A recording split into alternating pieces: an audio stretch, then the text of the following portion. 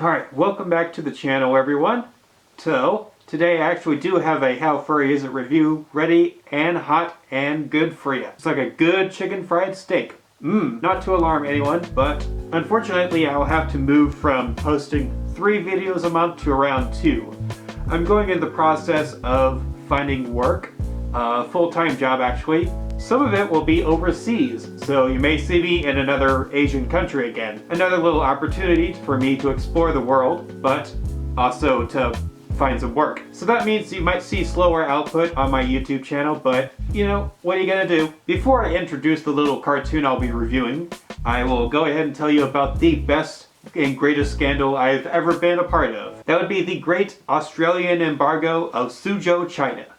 2019. It all started when I was at home, chilling, hanging out at my house, looking around on Twitter. Now sometimes on Twitter they have these little fan accounts that post video clips or pictures from the show or movie that they like, and it's out of context. And the comedy for that is basically, hey, isn't this weird? Doesn't this look so weird out of context from the show? It's so weird. One of them happened to be from a show I had never heard of before, and that show would be Bluey. So shout out to No Context Bluey on Twitter and their fan Discord server that they had there. When I was first catching up on this show and trying to watch it, I had this idea of, well, they show little cartoons and such in between classes. Sometimes if you have some of the kids in like a waiting room kind of a class, like you give them little activities to do while their parents are talking with the Chinese teachers about partaking and enrolling in their classes, they put on little cartoon movies. So I'm thinking,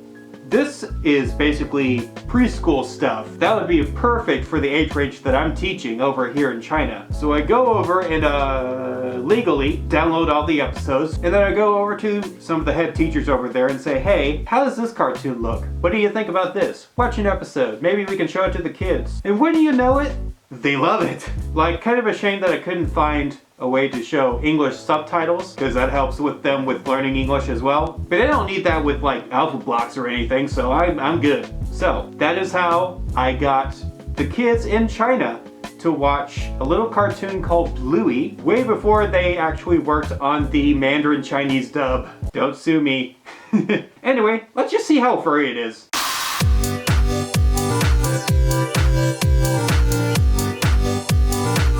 So what is this show actually about? Basically, if you didn't know, Bluey is the little nickname they give to blue heeler shepherd dogs. It's a dog species that's known within Australia, so they just decided to make a show about it. A nuclear family of 2 daughters, one Bluey and one Bingo. You also have the father, Bandit, and the mother, Chili. Bandit is like the goofy dad that tries to get their kids to play all the time and trying to tease them and be all cool with them and stuff. The mother is like the straight woman that ties everything together and makes sure there's not too much chaos that happens in the house. Bingo is the tiniest little daughter, and she has much more energy and is much more immature than her older sister, Bluey. And the whole show is about them doing little adventures and imaginative play about just about anything, like household chores and just hanging around in the house, or if it's the weekend, they'll go on little adventures outside the house as well. What attracted me to this show is not just the whole wholesome, imaginative adventure stuff that they do, it's also just the good parenting and life skills that all the kids go through and all the parents learn as well. There were episodes about how to gauge like boredom and finding time to experience life outside of computer and tablet screens. There's one where the dad learns how to not play too rough with the kids. These are all things that kind of happen in real life, but it's done in a way that's really clever and in a way that I just really like. It's a very cute show. I love it. When I was looking online, it mentioned something about social realism. Now, social realism refers to like critique or discussion about actual real life stuff in any sort of art or medium. And I've seen it applied to like, you know, neo-realist movies in Italy and France and stuff. But like, those movies were like gritty and kind of sad and artsy. But this is just, you know, it's a cartoon. This isn't gonna have a deep, constructive, like, discussion about the meaning of friendship or something. You leave that to My Little Pony. What this is just basically a really good kids show.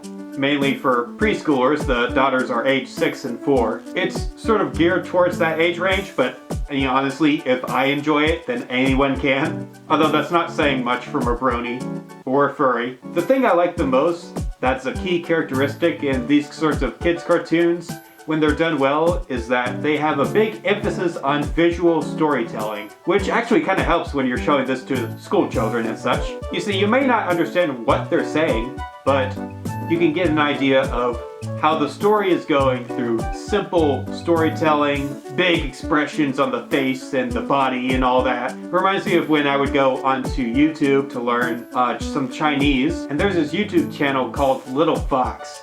They have a section just for teaching English, teaching ESL to Koreans, and then teaching Mandarin Chinese.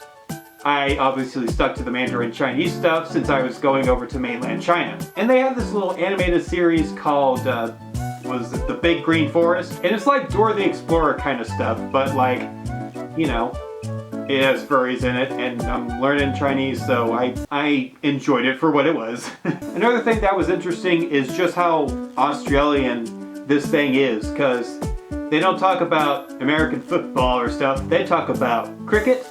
They call sandals thongs. Well, stick your thongs on. Ooh, show Aunt Chili your thongs, Muffin. Aunt Chili, I'm wearing thongs. Like, seriously, that's what they call them over there? They call it the petrol instead of like a gas station. It's a good little slice into like Queensland, Australian life, I guess. But don't just take my word for it. I found another Aussie furry YouTuber asked their opinion about the show as well. And I'm just gonna drop it down right here. So here's Blazy. This is what Peppa Pig wanted to be.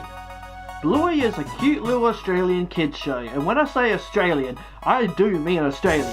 The animals, the setting, the red and yellow bins outside their house, and that is really cool. Being Australian myself, it's kinda cool to have representation that has gotten so popular.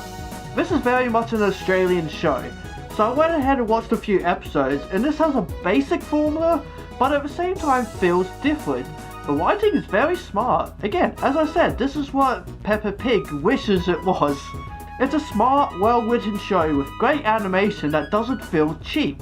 It's for little kids, so of course it won't be high up, but it's still pretty damn good. Sure, the kids do scream a bit too much, but that's expected in the end. I really like the dad character. He feels real enough with his reactions and got a laugh out of me here and there. Morning, Wendy. Do you know I like to smack my bum as hard as I can?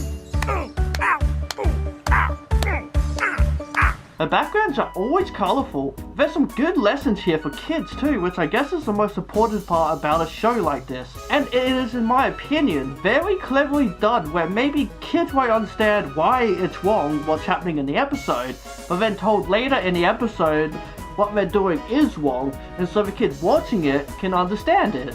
Yes, that's the point of the show, but it's well done. Honestly, it's a nice show, not one I recommend that you must see or anything like that, in that sense. But as a kids show, it's pretty good. So good job, Australia, you've done well. Like, if I had to watch this because like a family had like a little kid or something, and this was on TV, I wouldn't hate it, like I did Peppa Pig or Dora the Explorer. I would be okay sitting here watching this. So in terms of how furry is it, it's furry enough. They do live like humans, but what little I saw, they still act like dogs. They swim like dogs, not humans. They shake their fur when wet, they howl, they wag their tails. I wouldn't say it's like as deep as into it as like Zootopia was, but it gives them the basic animal traits we would expect to see. But also one episode I saw had them pretend to be cats, but like, yeah, pretend to be house cats. They're still pets, I guess. But it's furry enough to be called a furry show, and it's a good show. That is what I think about Bluey. It's an adorable little show. Alright, thanks again, Blazy. I'll link your channel down in the description. So, overall, I really would recommend this little series. It's a cute little thing for your kids and for parents to watch together, and it's got some good real-life lessons in it that you can teach your kids. It's streaming on Disney Plus because they purchased the licensing to broadcast it there from the Australian Broadcasting Company, and you can probably see it in like England and other countries in their own dubs. But also they just have some episodes up on YouTube, some clips. You can check out that No Context Bluey or Bluey clips, Twitters, things. Go ahead and check those out. I'm going to put a spoiler warning here. I'm just going to talk about a few of my favorite episodes from the series right now. So one of them was the camping episode where Bluey meets a French boy, and the concept behind it is they don't understand each other's languages, but they kind of get what they're saying to each other. One of them, Bluey, is speaking English, Australian dialect. The other is speaking French, and they just kind of hang out and do stuff. I guess if you're bilingual in English and French, you might get a better idea of what they're saying to each other if it's just the same thing. Eventually, John Luck and his family have to move away from the campsite, which causes Bluey to have a sad, some feels, if you will. But then it time lapses to sometime later after their little plant grows into like a tree, and then Bluey's all grown up, and then you see, Hello, Bluey. oh my gosh, it's so cute. Something else I really like is the episode where Bluey discovers death. So if I'm remembering it right, they find a dead bird or a dying bird along the road, a bird that's very sick, and they take it to a veterinarian who unfortunately couldn't save it from whatever illness or dying injury it had received. And being a little kid, Bluey kind of takes this very hard, but the way she copes with it is she does a little imaginative roleplay of the entire thing. But the trick is, you would think that she would give this thing like a happy ending, and like the little bird would survive actually, but no. She just decides that like the bird dies in real life, you know, this is how I'm gonna deal with its death because it's dead. So it's gonna die in the imaginative play as well. This kind of spoke to me in a way, somewhat, because one of the things I've learned in creating art in particular is that people really like to focus on their emotions, their deep thoughts, their inner demons.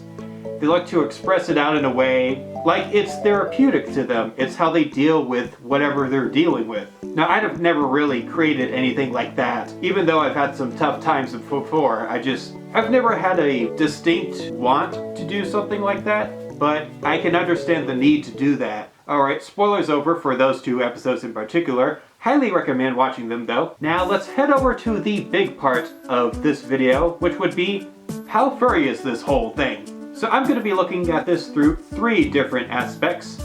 First would be cast, or how many of these characters that are actually furry that are plot relevant. There are no actual humans in this show, but the dogs take over as the dominant human kind of species. Anything that's not a dog is like a pet.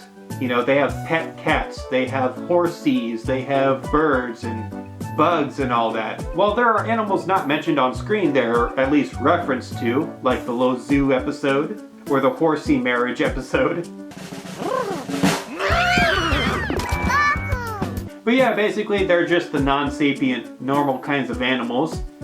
And then the dogs. Like, the dogs are the humans. They are the dominant species, they walk upright and all that. More on that later, but I'll go ahead and give this a rating of high in terms of cast.